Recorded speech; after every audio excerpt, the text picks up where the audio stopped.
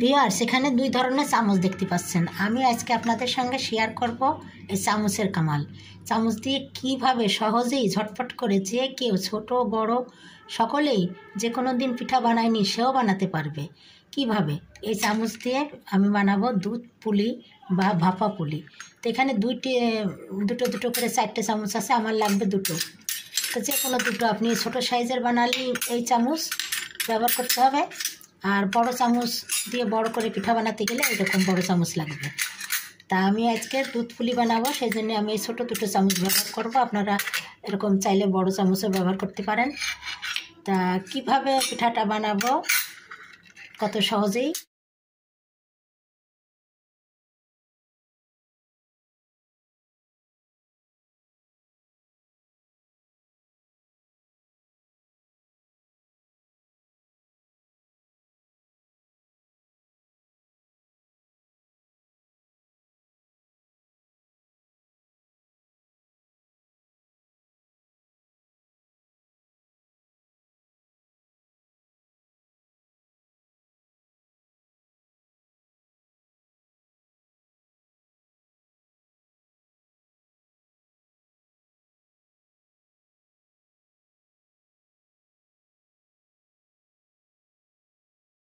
আসসালামু আলাইকুম ভিউয়ার্স, কেমন আছেন সবাই? নিশ্চয় ভালো আছেন।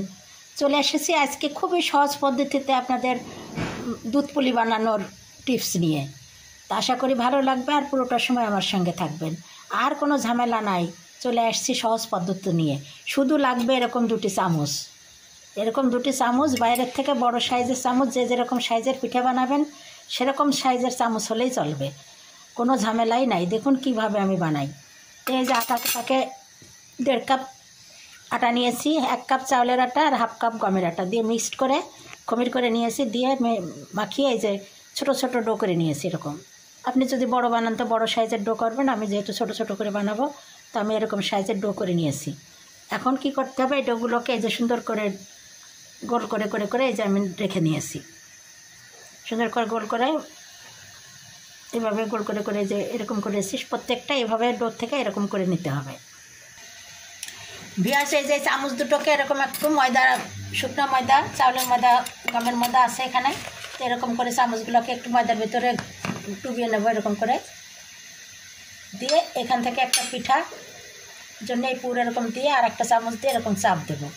কোনো বেলাও লাগবে না, কোনো হাত দিয়ে ঘোরানোও লাগবে না, শুধু একটা চাপে হয়ে যাবে পিঠা। এই যে এরকম একটু চাপ দিবেন, আর গুঁড়ি মাখায় নিলে লেগে থাকবে না, এই যে উঠে যাবে। এই যে কত সহজে উঠে গেল। আর এইভাবে এই যে আমি পুর রান্না করে রেখেছি, এটা আগে রান্না করে রেখে নিচ্ছিলাম। এটা হচ্ছে খিরসা, শুধু দুধ দিয়ে আর একটু সামান্য সুজি দিয়েছি, আর সেই সঙ্গে দিয়েছি খেজুরের গুড়। তো এইভাবে পুরটা এরকম পুড়ে দিয়েই মুখটা বন্ধ করে দিলেই হয়ে গেল। কত সহজেই দেখুন, আর কোনো ঝামেলাই থাকলো না, বেলা লাগবে না, কিছুই করা লাগবে না। এখন একটু ডিজাইন করে দেবেন এরকম করে, পিঠের মুখটা একটু মুড়ে, জানালি ফেটে যাবে। এই যে একটু ছোটো সাইজ হলো, আর যদি বড় সাইজের করতে চান তা একটু বড় চামচ, গোল সাইজের চামচ নেবেন, ডাল তোলা যে ডাব্বাগুলা, আমি দেখিয়ে দিচ্ছি আমার আছে, আমি এখন যেটু এটাতে বানাচ্ছি। এই যে দেখুন কত সহজে হয়ে গেল। তো এইভাবে আমি সবগুলো বানিয়ে ফিরে আসবো, তবে আপনাদের সুবিধার জন্য আমি আরেকটি বানিয়ে দেখাবো। আর এই যে এরকম যদি বড় সাইজের বানাতে চান তো এরকম বড় সাইজের 2টো চামচ লাগবে, তাহলে এগুলো আরও সুন্দর গোল গোল হবে, অনেক করে পুর ভরে দিয়ে বানানো যাবে। তা আপনারা যেভাবে বানাবেন সেরকম চামচ নেবেন, নিয়ে সহজে শর্টকাটে বানাবেন। খুবই সুন্দর একটা টিপস, আশা করি আপনাদের ভালো লাগবে। তা আমি আরেকটি বানিয়ে দেখাচ্ছি আপনাদের, এই আমার ছোটো চামচ দিয়েই। এই যে প্রথমে একটু গুঁড়ার ভিতর কিন্তু দিয়ে নিতে হবে 2টো চামচই, তা নাহলে কিন্তু লেগে যাবে। দিয়ে এই যে এইভাবে কত সহজ দেখুন, একেবারে সময় লাগবে না। এইভাবে ধরে একটু চাপ দেবেন, এই যে হয়ে গেল, আস্তে করে উঠে যাবে, উঠে গেল। আর একটু করে পুর দিয়ে দেবেন যতটুকু পুরের ভিতরে লাগবে।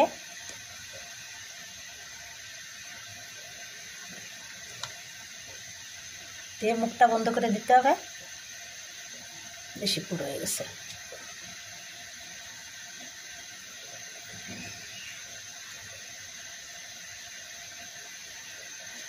এভাবে মুখটা বন্ধ করে দিয়ে একটু ডিজাইন করে দিলেই হয়ে যাবে।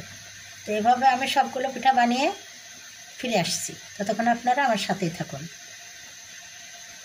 একটু ডিজাইন করে দেবো এরকম করে হাত দিয়ে। তো এই যে আমি বানালাম দুটা, এখন বাকিগুলো আমি সব বানিয়ে নিচ্ছি। ভিউয়ার্স, এই যে আমার পিঠাগুলো সব বানিয়ে নিয়েছি, একটু গুঁড়ি ছিটিয়ে দিয়েছি যাতে একটার সঙ্গে একটা লেগে না যায়। একটু চালের গুঁড়ি ছিটিয়ে দিয়ে রাখছি। দেখুন কত সহজেই, কত ঝটপট করে কতগুলো পিঠা বানিয়ে নিয়েছি, খুবই সহজ পদ্ধতি। ভিউয়ার্স, এখন এই যে আমি একটা পাত্রে দুধ আর গুড় চাল করে নিয়েছি, 2 কেজির মতো দুধ দিয়েছি আর খেজুরের গুড় দিয়েছি। এই যে ফুটে উঠেছে, এখন পিঠাগুলো এর ভিতরে একটা একটা করে দিয়ে দেবো।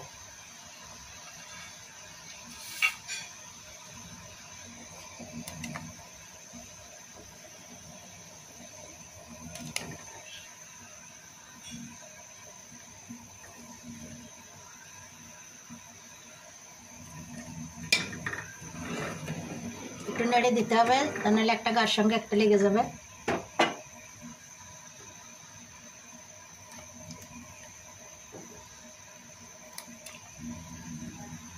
এইভাবে সব পিঠাগুলো আমি দিয়ে দেবো।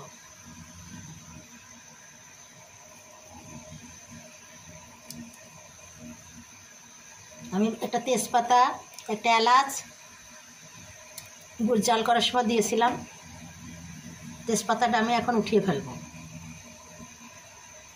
বেশিক্ষণ রাখলে আবার বেশি গন্ধ হয়ে যাবে।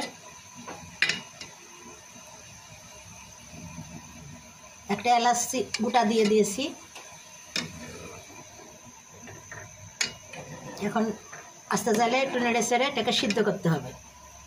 সিদ্ধ হলে আমি ফিরে আসছি। এই তো ভিউয়ার্স, আমার এই যে দুধ পুলি রান্না করা কমপ্লিট।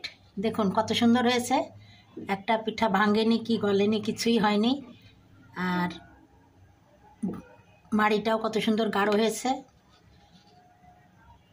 তো কত সহজেই ঝটপট করে পুলি পিঠা, দুধ পুলি পিঠা তৈরি করলাম। নিশ্চয়ই আপনাদের ভালো লেগেছে। আর যদি ভালো লেগে থাকে তাহলে অবশ্যই আপনারা আমার চ্যানেলকে লাইক, কমেন্ট, শেয়ার ও সাবস্ক্রাইব করে আমার পাশে থাকবেন। তাহলে আজকের মতো বিদায় নিচ্ছি। আপনারা ভালো থাকুন, সুস্থ থাকুন। আর আবারও দেখা হবে নতুন নতুন রেসিপি নিয়ে। আজকের মতো বিদায় নিচ্ছি। আল্লাহ হাফেজ।